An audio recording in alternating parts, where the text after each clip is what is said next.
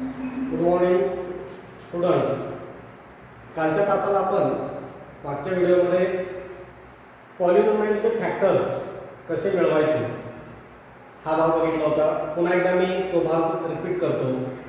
Suppose एखादा polynomials दिला असेल, त्या पॉलिनोमियल्समध्ये जे टर्म्स दिलेले आहेत त्या टर्म्सकडे बघायचं आहे आपल्याला. तिथं जे फर्स्ट क्वाड्रॅटिक टर्म आहे किंवा ज्या टर्मचा इंडेक्स 2 आहे अशा टर्मचा जो कोइफिशियंट आहे तो coefficient if coefficient of square term is 1 और नॉट 1 अशा दोन टाईपचे एक्झाम्पल्स आहेत. आणि त्या एक्झाम्पल्समध्ये कोइफिशियंटकडे बरेच विद्यार्थी लक्ष देत नाहीत आणि त्याच्यामुळे त्यांचे त्या पॉलिनोमियलचे जे फॅक्टर्स आहेत ते फॅक्टर्स मिळत नाहीत. आता एक एक्झाम्पल्स आपण बघूया. x² plus 7x plus 12. आता दिस इज द वन पॉलिनोमियल. आता या पॉलिनोमियलचे फॅक्टर्स आपण कोणत्या पद्धतीने मिळवलेले होते? और सेकंड आपण पॉलिनोमियल बघूया. 5y² minus 22y minus 5 is equal to 0. Sorry minus 15 is equal to 0. आता या दोन्हीही पॉलिनोमियलचे आपल्याला फॅक्टर्स बघायचे. पहिल्यांदा आपण पॉलिनोमियल बघतोय, त्यानंतर मग आपण नेक्स्ट पार्टकडे जाणार आहे. तो नेक्स्ट पार्ट असणार आहे क्वाड्रॅटिक इक्वेशन. आता 9th स्टँडर्डमध्ये ज्या गोष्टीचा आपण अभ्यास केलेला होता त्या गोष्टी मी पुन्हा रिपीट करतोय. त्यासाठी पहिल्यांदा बघा, याचा कोइफिशियंट 1 आहे आणि here the coefficient of y² is 5. या दोन्हीही कोइफिशियंटकडे बघा. ॲट ए टाइम दोन्हीही पॉलिनोमियल्सचे फॅक्टर आपल्याला मिळवायचे. फर्स्ट आपण काय करतो, या दोघांचं मल्टिप्लिकेशन करतो. देन हे जे मिडल टर्म जे आहे या मिडल टर्मचा जो कोइफिशियंट आहे त्या गोष्टीचा विचार करतो. बघा, कोणतंही एक्झाम्पल असेल आपल्याला फॅक्टरायझेशन मेथडने पॉलिनोमियलचे जर फॅक्टर्स मिळवायचे असतील तर या पद्धतीनं काम करायचं आहे. Then the coefficient of middle term is -22. मग आपण या दोघांचं मल्टिप्लिकेशन करतो. 12 into 1 12 into 1 हाऊ मच? 12 1 जा 12. देन आपण 12 चे असे दोन फॅक्टर मिळवतो की मल्टिप्लिकेशन दोन नंबर्स असे मिळवतो की मल्टिप्लिकेशन पाहिजे 12. देन मिडल टर्मचा जो कोइफिशियंट आहे तो 7 आहे, पॉझिटिव्ह 7 आहे. आता या एक्झाम्पल मध्ये बघा, -15 आहे कॉन्स्टंट टर्म अँड स्क्वेअर टर्मचं कोइफिशियंट आहे 5. या दोघांचं मल्टिप्लिकेशन जर केलं तर आपल्याला मल्टिप्लिकेशन मिळेल 15 5 75 -75. अँड मिडल टर्मचा कोइफिशियंट कोण आहे? -22.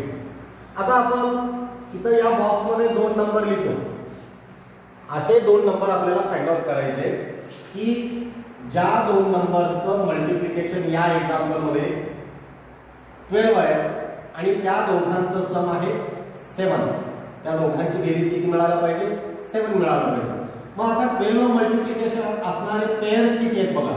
आपण खाली पेअर लिहूया. 6 into 2 12. Then 12 into 1 12. 4 into 3 12. आणखी 3 into 4 12. 4 into 3. आता 4 into 3 लिहिलं काय आणि 3 into 4 लिहिलं काय, दोन्हीचा अर्थ एकच आहे. मग आता या प्रत्येक पेअर मध्ये आपल्याला काय करायचं आहे, त्या दोन फॅक्टर्सचं ऍडिशन करून बघायचं आहे. आता बघा, 6 + 2 केलात की 7 येत नाही, और 6 - 2 केलात की 7 येत नाही. 12 + 1 केला की 13 होतं. 12 - 1 केलात की 11 होतं. 7 मिळत नाही. आता 4 + 3 केलं की 7 मिळतं. लक्षात येतं बघा, 4 into 3 केलं की आपल्याला काय मिळतं? 7 मिळतं. म्हणजेच 12 चे फॅक्टर काय मिळाले? 4 and 3. आणि both are positive. Positive into positive positive and 4 positive number आहे, 3 पॉझिटिव्ह नंबर आहे. या दोघांचं ऍडिशन केलं की आपल्याला पॉझिटिव्ह 7 मिळतं. वाटल्यास तुम्ही इथं यांच्या साइन सकट जरी दिलं तरी तुम्हाला पटकन लक्षात येईल की या पद्धतीने हे जे मिडल टर्म आहे या मिडल टर्मला आपल्याला स्प्लिट करायचे, त्याचे तुकडे करायचे आणि हे तुकडे करत असताना मग नेक्स्ट आपण काय करतो बघा 1x² आणि हे जे मिडल टर्म पूर्ण आहे याच्या जागी आपण लिहितो plus 4x plus 3x plus 12 म्हणजे first step last term and first टर्मचा कोएफिशियंट यांचं मल्टिप्लिकेशन, नंतर त्याचे फॅक्टर मिळवतो आणि मिडल टर्म जे आहे ते स्प्लिट करतो, त्याचे तुकडे करतो आणि तुकडे केल्यानंतर हा पहिला एक ग्रुप आणि हा सेकंड ग्रुप। आता फर्स्ट ग्रुप मध्ये कॉमन कोण आहे बघा, या दोन्ही टर्म मध्ये कॉमन कोण आहे? 1 दोघांमध्ये कॉमन आहे, 1 is the factor of all numbers, म्हणजे इथं आपण 1 कॉमन घेतलं तरी चालेल किंवा लिहिलं तरी चालेल, नाही लिहिलं तरी चालेल। x² आणि x या दोघांमध्ये कॉमन कोण आहे? तर या दोघांमध्ये x आहे। आता हे सुद्धा काही जणांच्या लक्षात येत नाही, x² प्लस x, आता बघा x² म्हणजे x into x plus x, यामध्ये आणि यामध्ये कॉमन x आहे, x आपण ब्रॅकेटच्या बाहेर घेतलं, हे x राहिले प्लस हे x बाहेर आलेले म्हणून 1। तसंच इथं x² आणि x यांच्यामध्ये x कॉमन आहे, इन ब्रॅकेट x² मधून x ब्रॅकेटच्या बाहेर घेतलेले आपण कॉमन x शिल्लक राहिले आणि 4x मधून x बाहेर आलेले आहे म्हणून इथं प्लस 4। देन 3x प्लस 12, 3 आणि 12 या दोघांचा फॅक्टर आहे, कॉमन फॅक्टर आहे 3, दोघांना 3 ने डिवाइड करता येतं, 3 ब्रॅकेटच्या आपण बाहेर घेतलं, आउटसाइडला घेतलं x आणि 3 4 जा 12, म्हणजे 12 चे फॅक्टर काय? 4 इंटू 3, 4 3 जा 12 आणि त्यामधून 3 आपण ब्रॅकेटच्या बाहेर घेतलेले, 4 रिमेन्स त्या ठिकाणी राहिले। आता इथं पुन्हा 2 टर्म आहे, हा एक टर्म आणि हा एक टर्म, या दोन्ही टर्म मध्ये x प्लस 4 जे आहे हे बायनोमियल कॉमन आहे बघा, हे पूर्ण टर्म मी जिथं अंडरलाईन करतोय ते पूर्ण टर्म आणि हे पूर्ण टर्म यांच्यामध्ये x प्लस 4 कॉमन आहे, तो x प्लस 4 कॉमन आला बाहेर आणि सेकंड ब्रॅकेट मध्ये x प्लस 3। या पद्धतीनं हे पॉलिनोमियल्सचे फॅक्टर्स आपण लास्ट इयरला शोधायला शिकलो। हा फर्स्ट टाइप कोणता आहे बघा, स्क्वेअर टर्मचा कोएफिशियंट जेव्हा 1 असेल त्यावेळेस। आता इथं 5y² मायनस 22y मायनस 15 आहे, आता इथं स्क्वेअर टर्म जे आहे त्याचा कोएफिशियंट 5 आहे आणि ऑलरेडी आपण या दोघांचं मल्टिप्लिकेशन लिहून ठेवलेलं आहे 75 निगेटिव्ह आणि मिडल टर्मचा कोएफिशियंट आहे निगेटिव्ह 22। आता मला तुम्ही सांगा की असे दोन number which are the two numbers the multiplication of them is 75, मग असे नंबरचे पेअर आपण फाइंड आउट करूया बघा। 25 इंटू 3 केलं की 75 मिळतं, देन 75 इंटू 1 केलं की 75 मिळतं, आणखी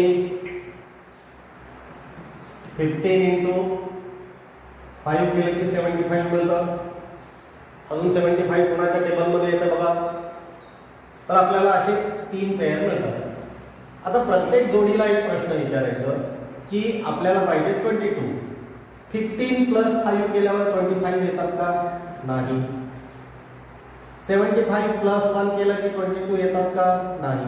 75 मायनस 1 केलं, सबट्रॅक्शन पण करून बघा आणि ऍडिशन पण करून बघा, इथं सुद्धा आपल्याला मिळत नाही।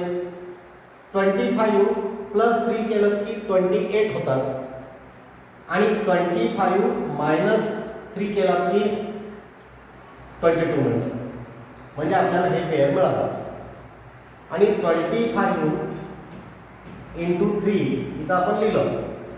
आता नेक्स्ट बघा सिम्बॉल ठरवायचे, सिम्बॉल ठरवताना 25 चं साइन आणि 3 चं साइन, कोणाचं साइन आपल्याला निगेटिव्ह द्यावं लागेल, तर इथं बघा 22 चं साइन जे निगेटिव्ह आहे या दोघांमध्ये ग्रेटर नंबर कोणता आहे? 25 आहे, आपण 25 ला निगेटिव्ह साइन द्यायचं, म्हणजे निगेटिव्ह 25 प्लस 3 केला की निगेटिव्ह 22 मिळेल, निगेटिव्ह 25 पॉझिटिव्ह 3 केला की निगेटिव्ह 22 मिळेल अँड निगेटिव्ह 25 इंटू 3 केला की आपल्याला निगेटिव्ह 75 मिळेल. म्हणजेच आपण या मिडल टर्मला स्प्लिट करण्यासाठी जे दोन नंबर्स पाहिजे ते दोन नंबर्स आपण या पद्धतीने फाइंड आउट करतो. आणि एकदा का हे नंबर मिळाले की मग नेक्स्ट 5y² मिडल टर्मच्या जागी आपण लिहितो negative 25y plus 3y minus 50. First pair second pair दोन बायनोमियलचे आपण पेअर तयार केले आणि त्या पेयर्समध्ये कॉमन कोण मिळेल. कॉमन जे फॅक्टर्स असतील और व्हेरिएबल असतील ते आपल्याला फाइंड आउट करायचे.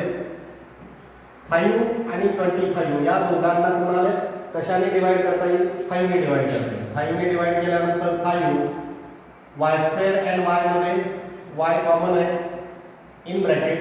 किंवा जेव्हा आपण दोन व्हेरिएबल मध्ये किंवा दोन टर्म मध्ये जे व्हेरिएबल आहेत त्यांच्यामध्ये कॉमन कोण आहे हे जर फाइंड आउट करायचं असेल तर मिनिमम इंडेक्स असलेला जो व्हेरिएबल आहे तो आपण ब्रॅकेटच्या बाहेर घ्यायचा.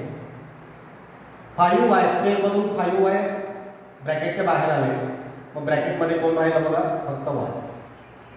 5 ला कशाने मल्टिप्लाय केल्यानंतर 25 मिळतं तर 5 ला 5 ने मल्टिप्लाय केलं की 25 मिळतं. म्हणजे आपण पुन्हा या 5y ने या बायनोमियलला मल्टिप्लाय केल्यानंतर पुन्हा हेच टर्म मिळायला पाहिजे. म्हणजे आपण काढलेले फॅक्टर्स हे करेक्ट आहे. y अँड 15 दोन्ही ठिकाणी व्हेरिएबल नाही. त्यासाठी इथं आपण काय करूया व्हेरिएबल कॉमन निघणार नाही. 3 आणि 15 मध्ये 3 कॉमन आहे प्लस 3 इन ब्रॅकेट y 3 5 15. मगासारखं पुन्हा या दोन्ही टर्म मध्ये y मायनस 5 कॉमन आहे आणि सेकंड ब्रॅकेट मध्ये 5y प्लस 3. तर या पद्धतीनं आपण लास्ट इयरला पॉलिनोमियल्सचे फॅक्टर मिळवायला शिकलो. आता फक्त इथं काय ऍड होणार आहे तर क्वेश्चन असा असणार आहे बघा. काय असणार आहे question.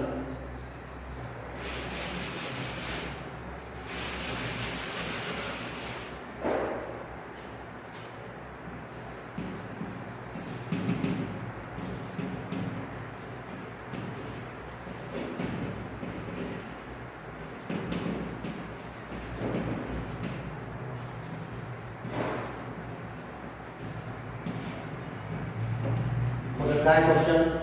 Solve the following quadratic equation by factorisation method. आणि फक्त इथं काय होईल is equal to 0. Polynomial when equate with 0 then we get the quadratic equation. याच्या अगोदरच्या व्हिडिओमध्ये मी तुम्हाला सांगितलेलं आहे. तर इथं आपल्याला इज इक्वल टू 0 केला की क्वाड्रॅटिक इक्वेशन मिळालं. म्हणजे ईच स्टेप मध्ये काय लिहिणार आहे आपण इज इक्वल टू 0. इथं पण is equal to 0 is equal to 0. आता बघा इथं स्टार्टला आपण जे इक्वल साइन दिलेलं आहे त्या जागी आपण काय करूया सो देअरफोर. नेक्स्ट स्टेप दोन ब्रॅकेट आहे आणि त्या दोन ब्रॅकेटचं मल्टिप्लिकेशन 0 आहे. दोन नंबर्स आणि त्या दोन नंबरचं मल्टिप्लिकेशन 0 आहे. मग दोन नंबरचं मल्टिप्लिकेशन जर 0 असेल तर त्या दोन्हीपैकी एक नंबर 0 असेल और बोथ आर 0. दोन्ही पण 0 असू शकतात. त्यामुळं आपण लिहिणार x + 4 = 0 और x + 3 = 0. So therefore positive 4 right साइडला घेऊन जावा. निगेटिव्ह 4 पॉझिटिव्ह 3 राईट साइडला घेऊन गेलो आपण तर negative 3. So therefore roots R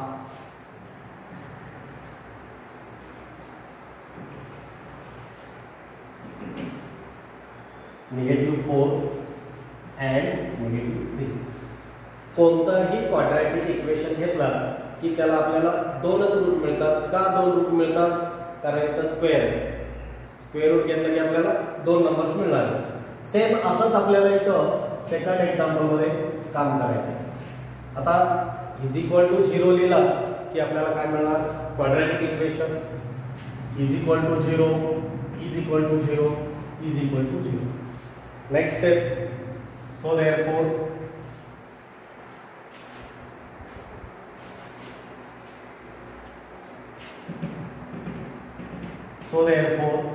y minus 5 is equal to 0 or 5y plus 3 is equal to 0. So therefore y is equal to negative 5 right साइडला आपण transfer केलं ते नंबर तर ते पॉझिटिव्ह होईल and 5y is equal to plus 3 right साइडला घेऊन गेलो negative 3 y is equal to negative 3 upon 5 आणि लास्टला आपण काय लिहिणार आहे बघा. So therefore roots are 5 and negative 3 upon 5. या पद्धतीनं क्वाड्रॅटिक इक्वेशनचे फॅक्टरायझेशन मेथडने जे रूट्स फाइंड आउट करायचे ते या पद्धतीने फाइंड आउट करायचे. लास्ट इयरला पॉलिनोमियलचं फॅक्टर आपण मिळवायला शिकलेलो आहे आणि त्याचा उपयोग करून तुम्हाला प्रॅक्टिस सेट 2.2 मधील काही एक्झाम्पल सोडवायचे. आता प्रॅक्टिस सेट 2.2 मधील काही एक्झाम्पल मी सोडून देणार आहे, बाकीचे एक्झाम्पल हे तुम्हाला सोडवायचे.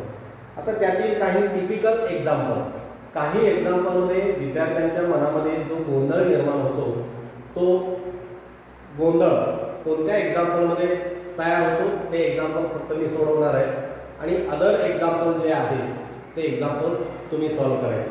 ठीक आहे, तर पुन्हा तुम्ही हा व्हिडिओ पॉज करून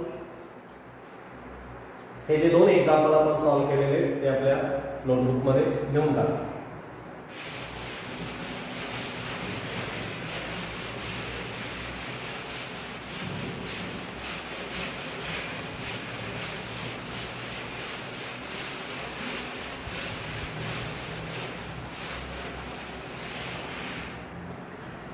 आता आपण जे दोन एक्झाम्पल सॉल्व्ह केलेले त्याचे ईच अँड एव्हरी स्टेप तुमच्या जर लक्षात आली असेल, तुम्हाला कळले असेल तर आपण काही एक्झाम्पल्सचे फक्त factors constant term and square टर्मचा कोएफिशियंट घेतल्यानंतर जे मल्टिप्लिकेशन केल्यानंतर ते जे नंबर मिळणार आहे त्या नंबरचे जे फॅक्टर्स आहेत ते फॅक्टर्स आपण फाइंड आउट करूया आणि बाकीचे स्टेप्स हे तुम्ही लिहून काढा.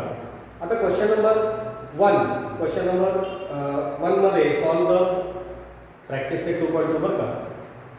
Solve the following quadratic equation by factorisation method.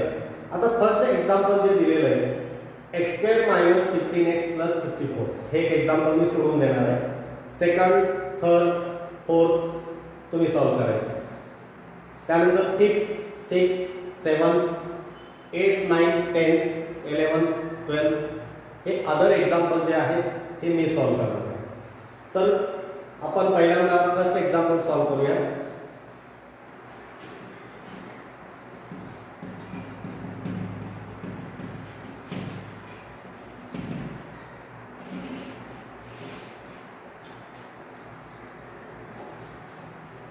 First equation काय दिलेलं आहे बघा, x² minus 15x plus 54 is equal to 0. First equation मी का सोडून देतोय तर तुम्हाला लक्षात येईल बघा. आता पुढच्या ज्या गोष्टी तुम्हाला काही विद्यार्थी जे आहेत पॉझिटिव्ह आणि निगेटिव्ह साईनमध्ये थोडंसं गोंधळून जातात त्यांच्यासाठी हे एक्झाम्पल मी सॉल्व करून देतो. आता बघा इथं जे इक्वेशन दिलेलं आहे हे इक्वेशन आपण फर्स्ट आन्सर शीटमध्ये लिहून घेतो. x² minus 15x plus 54 is equal to 0.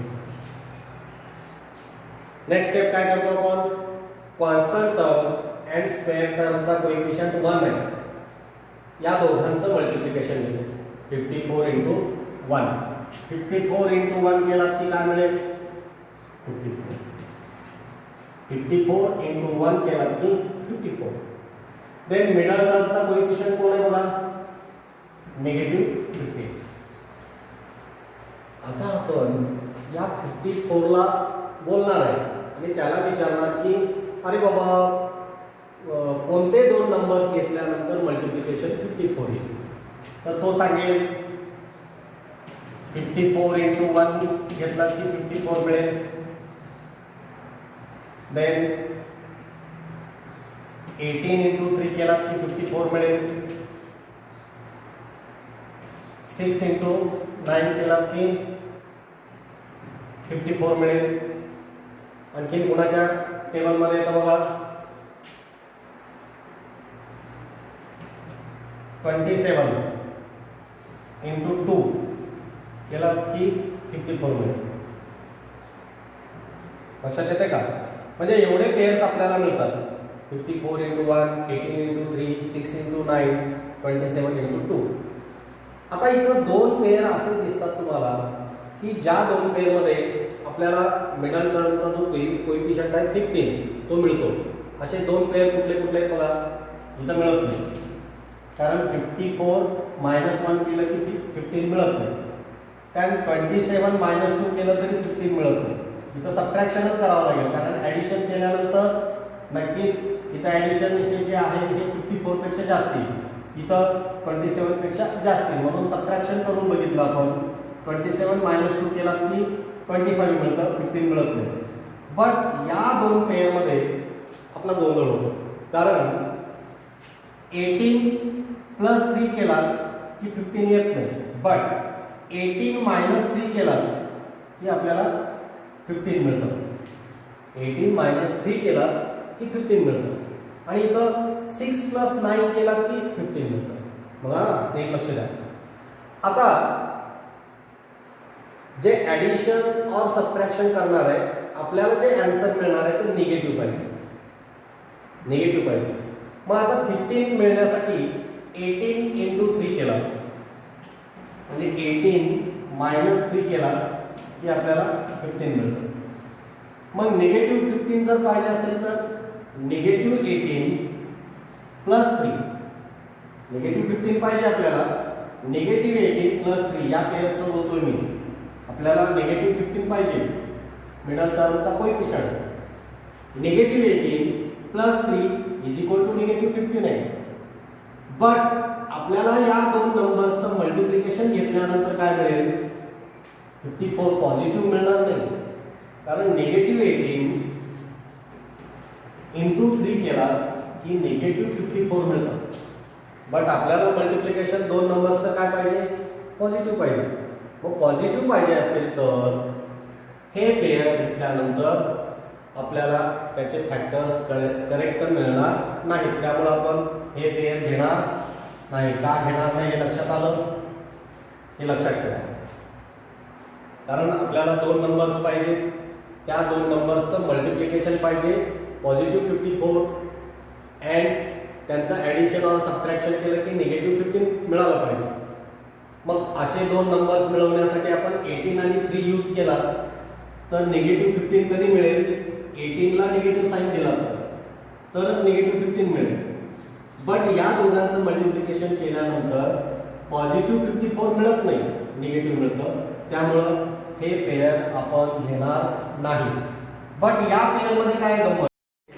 6 आणि 9 निगेटिव्ह 15 पाहिजे. मग या दोघांचं साईन काय द्यायला पाहिजे आपण? निगेटिव्ह 15 तर negative 9 negative 6. Negative 6 and negative 9 दोन्ही मिळून ॲडिशन जर केला या दोघांचं तर आपल्याला काय मिळेल? ॲडिशन जर केला, निगेटिव्ह दोन नंबरचं ॲडिशन केला तर निगेटिव्ह 15 मिळेल.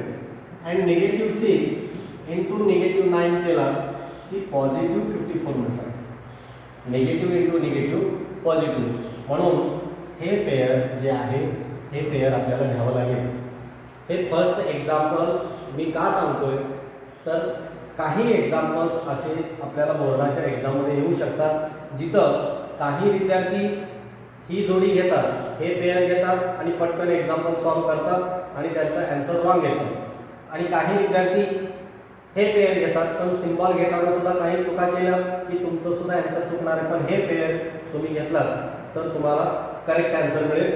आता हे पेअर आपण कोणत्या पद्धतीनं निवडलं हे तुमच्या लक्षात आलं असेल तर आपण नेक्स्ट स्टेपकडे जाऊया.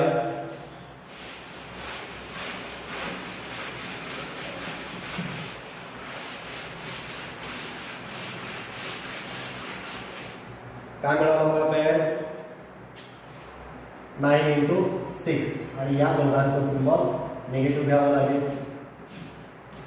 -9 -6 या दोघांचं ॲडिशन केलं की -15 आणि -9 into 6 केलं की 54. किंवा काही जण असं सुद्धा लिहितात -9 into -6 is equal to 54 and -9 -6 यांचं ॲडिशन -50. आणि हे मिडल टर्म आपल्याला स्प्लिट करण्यासाठी दोन नंबर्स मिळाले. So therefore x² minus 9x minus 6x plus 54 is equal to 0. First pair, second pair. First pair मध्ये कॉमन कोण आहे बघा x, कारण नंबर आहे इथं 1 आहे. 9 आणि 1 मध्ये 1 कॉमन आहे. x² आणि x इथं x मायनस 9. लक्षात येते का? x² आणि x मध्ये x कॉमन आहे. x minus 9 as it is राहिले. 6 आणि 54 या दोघांना कशाने डिवाइड करता येईल? 6 आणि 54 ला 6 ने डिवाइड करता येईल, कारण 6 च्या टेबलमध्ये 54 आहे. 6 कॉमन आले. x दोन्ही ठिकाणी नाही व्हेरिएबल, त्यामुळे व्हेरिएबल कॉमन येणार नाही. 6 ब्रॅकेटच्या बाहेर घेतलेले आहे आपण. x शिल्लक राहिले आणि 6 हाऊ मच? 6 9 चा 54, 6 9 54. आणि या 9 ला सिंबल देताना काही जण हेच पॉझिटिव्ह साइन इथे घेतात. तर नीट लक्ष द्या, फर्स्ट ब्रॅकेट मध्ये जे साइन आहे तेच सेकंड ब्रॅकेट मध्ये पण येणार आहे. आणि निगेटिव्ह इंटू निगेटिव्ह केला तर पॉझिटिव्ह. बघा 6 9 चा 54, negative into negative positive is equal to 0. So therefore first bracket x minus 9, second bracket x minus 6 is equal to 0. मागासारखं same x minus 9 is equal to 0 और मी मुद्दाम और जे लेटर वर्ड आहे ते मोठं लिहितो. x minus 6 is equal to 0. So therefore x is equal to 9. Then इथं x is equal to -6. Equal साइनच्या राईट साइडला घेऊन गेलो आपण +6 आणि लास्टला देऊया. So therefore roots of equation are काय काय मिळाले बघा 9 and 6. लक्षात येतंय बघा. हे एक्झाम्पल मी मुद्दाम सोडून दिलेले, काही विद्यार्थी हे एक्झाम्पल सोडवतात. आता सेकंड, थर्ड, फोर्थ एक्झाम्पल तुम्ही सॉल्व करा. काल लाईव्ह येत असताना थोडंसं रेंज प्रॉब्लेम आल्यामुळं कालचा व्हिडिओ तो डिलीट केलेला आहे. आणि आता हा व्हिडिओ रेकॉर्ड करून मी अपलोड करतोय. नंतर तुम्हाला थोड्या वेळाने लिंक शेअर करेन.